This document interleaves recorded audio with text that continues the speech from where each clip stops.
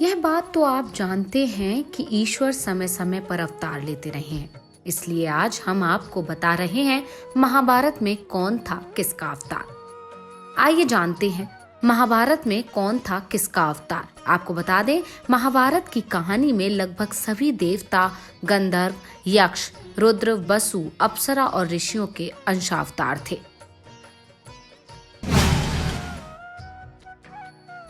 श्री कृष्ण स्वयं भगवान विष्णु के 22वें अवतार थे। द्वापर युग में भगवान विष्णु ने श्री कृष्ण अवतार लेकर अधर्मियों का नाश किया। भगवान श्री कृष्ण का जन्म कारागार में हुआ था। इनके पिता का नाम वसुदेव और माता का नाम देवकी था। कंस का वध भी भगवान श्री कृष्ण ने ही किया। इतना ही नहीं, बल्कि महाभारत के युद्ध में श्री कृष्ण अर्जुन के सारथी बने और दुनिया को गीता का ज्ञान भी दिया।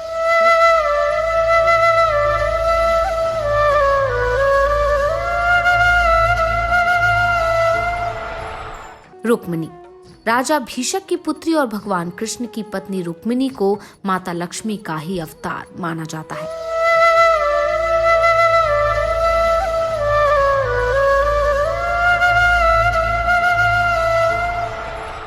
बलराम महाबली बलराम के विषय में माना गया है कि वे विष्णु के आसन बने शेषनाग के अंश के रूप में जन्मे थे। जब कंस ने देवकी के 6 पुत्रों की हत्या की, उसी दौरान देवकी के गर्भ में बलराम का जन्म हुआ था। महाभारत के युद्ध के दौरान बलराम किसी के पक्ष में नहीं थे और तटस्थ होकर तीर्थ यात्रा पर चले गए। गुरु द्रोणाचार्य कौरवों और पांडवों के गुरु रहे द्रोणाचार्य के बारे में कहा जाता है कि वे अत्यंत शक्तिशाली और पराक्रमी योद्धा थे। ऐसा माना जाता है कि देवताओं के गुरु बृहस्पति देव ने ही द्रोणाचार्य के रूप में जन्म लिया था। अर्जुन धनुर्विद्या में निपुण अर्जुन और पांडु पुत्र थे, लेकिन असल में वे इंद्र और कुंती के पुत्र थे। अर्जुन को इंद्र का अंश ही माना जाता है। दुर्योधन धृतराष्ट्र और गांधारी के 100 पुत्र में सबसे बड़े पुत्र दुर्योधन का वास्तविक नाम सुयोधन था। माना जाता है कि दुर्योधन और उसके भाई पुलत्स्य वंश के राक्षसों के अंश थे। कर्ण कुंती ने विवाह पूर्व कर्ण को जन्म दिया था। उन्हें सूर्यपुत्र कर्ण भी कहा जाता है, क्योंकि कर्ण का जन्म सूर्यदेव के आशीर्वाद से हुआ था। भीष्म श्री कृष्ण के बाद अगर महाभारत का कोई सबसे प्रमुख और चर्चित पात्र रहा है तो वे हैं भीष्म पितामह। 5 वसुओं में से एक ध्युव नामक वसु ने देवव्रत के रूप में जन्म लिया था।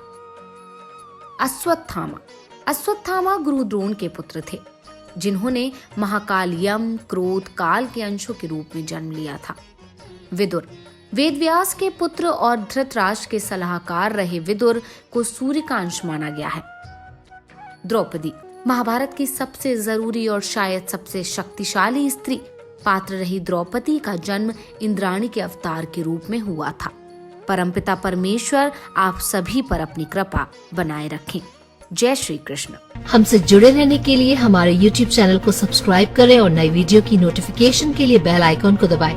अगर आप ये वीडियो Facebook पर देख रहे हैं तो लाइक जरूर करें और ज्यादा से ज्यादा शेयर करें। धन्यवाद।